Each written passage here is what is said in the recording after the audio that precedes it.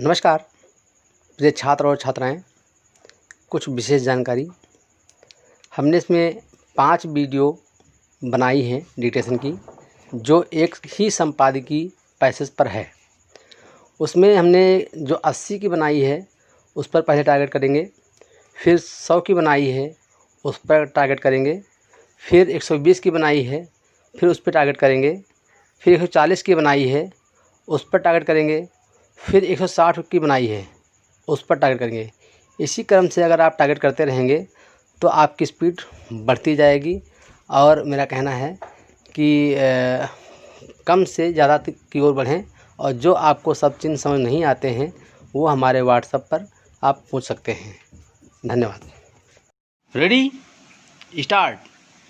अच्छा हो कि हमारी नौकरशाही खुद से ये सवाल करे कि आखिर बीते 2-3 महीनों में कितनी बहुराष्ट्रीय कंपनियां ने चीन से निकलकर भारत की ओर रुख किया है। प्रधानमंत्री नरेंद्र मोदी ने इंडियन चैम्बर्स ऑफ कॉमर्स के एक कार्यक्रम को संबोधित करते हुए एक बार फिर न केवल देश को आत्मनिर्भर बनाने की ज़रूरत पर बल दिया, बल्कि उद्योग जगत से इस अभियान को आगे बढ़ाने को भी कहा। वास्तव में यह समय उद्योग जगत को प्रेरित और प्रोत्साहित करने का है, लेकिन इसमें जिस नौकरशाही को महती भूमिका निभानी है उसके रुख रवैये से यह नहीं लगता कि वह कोरोना संकट को एक अवसर में बदलने के लिए प्रतिबद्ध है। इस आशय की बातें तो खूब हो रही हैं कि सरकारी तंत्र चीन से निकलने वाली कंपनियों को देश में आकर्षित करने के लिए सक्रिय है, लेकिन यह सक्रियता ज़मीन पर नहीं नज़र आती।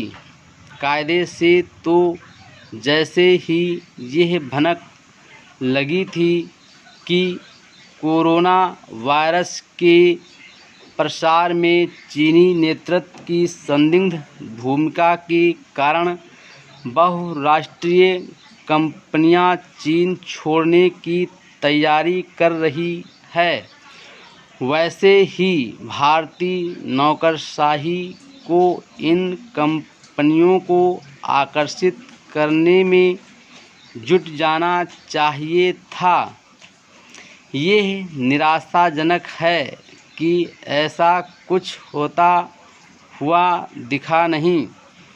चूँकि बहुराष्ट्रीय कंपनियां आनन फानन चीन से निकलना चाहती हैं, इसलिए ज़रूरत इसकी है कि उनके लिए अनुकूल माहौल तैयार करने का काम भी युद्ध स्तर पर किया जाए।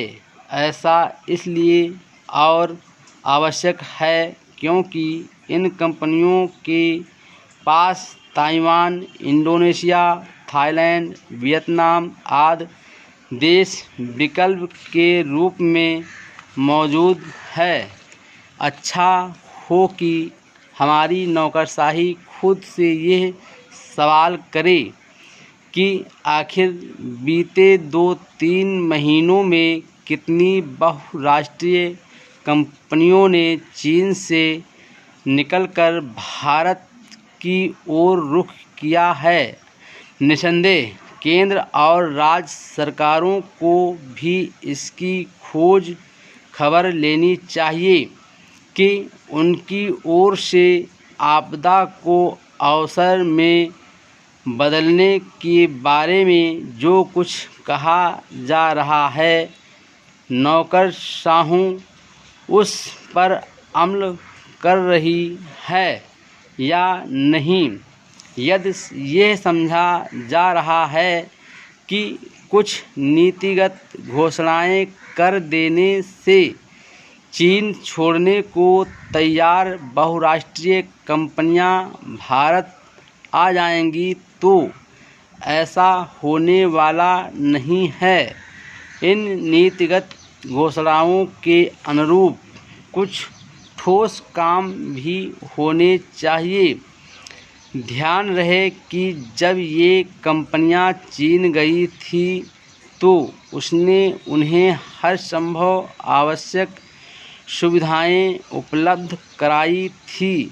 यह सही है कि विदेशी कंपनियों के लिए आवश्यक सुविधाएं रातों रात नहीं जुटाई जा सकती, लेकिन ऐसा करने की प्रबल इच्छा शक्ति का प्रदर्शन तो किया ही जा सकता है। इससे ही हालात बदलेंगे और चीन छोड़ने का मन बना चुकी बहुराष्ट्रीय कंपनियां भारत आने के लिए तैयार होंगी। यदि इन कंपनियों को आकर्षित करने में देरी होती है और उन्हें भारत लाने में वांछित सफलता नहीं मिलती तो यह एक तरह से एक बड़े अवसर को खोने जैसा ही होगा। यह अच्छा नहीं हुआ कि जब लाखों कामगार विषम परिस्थितियों से दो चार हो रहे थे, तब सुप्रीम कोर्ट ने आवश्यक सक्रियता का परिचय नहीं दिया। सुप्रीम कोर्ट के इस आदेश का कोई विशेष मूल्य महत्व नहीं कि प्रवासी मजदूरों को 15 दिनों के अंदर उनके घर भेजा जाए। क्या इससे बड़ी विडंबना और कोई हो सकती है कि सुप्रीम कोर्ट का यह फैसला तब आया जब घर लौटने के इच्छुक करीब करीब सभी कामगार अपने गांवों को लौट चुके हैं। सुप्रीम कोर्ट को इस आशय की खबरों से अनभिज्ञ नहीं होना चाहिए कि इनमें से कई कामगार अब अपने कार्यस्थलों को वापस लौटने की तैयारी कर रहे हैं। इसी तरह उसे इससे भी परिचित होना चाहिए कि प्रवासी कामगारों की घर वापसी में ट्रेनों की उपलब्धता कोई बड़ी समस्या नहीं रही। रेलवे की ओर से तो बार बार यही कहा गया कि राज्य सरकारें बताएं कि उन्हें कामगारों को घर भेजने के लिए कितनी ट्रेनें चाहिए। उसकी ऐसी अपील के बावजूद कई राज्य सरकारों ने सहयोग का परिचय देने से इनकार किया। वास्तव में इसके चलते ही प्रवासी मजदूरों को तमाम परेशानियों से दो चार होना पड़ा। यह अच्छा नहीं हुआ कि जब लाखों कामगार विषम परिस्थितियों से दो चार हो रहे थे और यहाँ तक कि असहाय निरुपाय होकर पैदल अपने गांव घर लौटने को मजबूर थे, तब सुप्रीम कोर्ट ने आवश्यक सक्रियता का परिचय नहीं दिया। यदि उसने तभी हस्तक्षेप किया होता तो शायद उन राज्य सरकारों को जवाबदेह बनाने में आसानी होती जिन्होंने अन्य राज्यों के कामगारों की न तो देखभाल की और न ही इसकी परवाह की कि वे अपने घर कैसे लौटेंगे।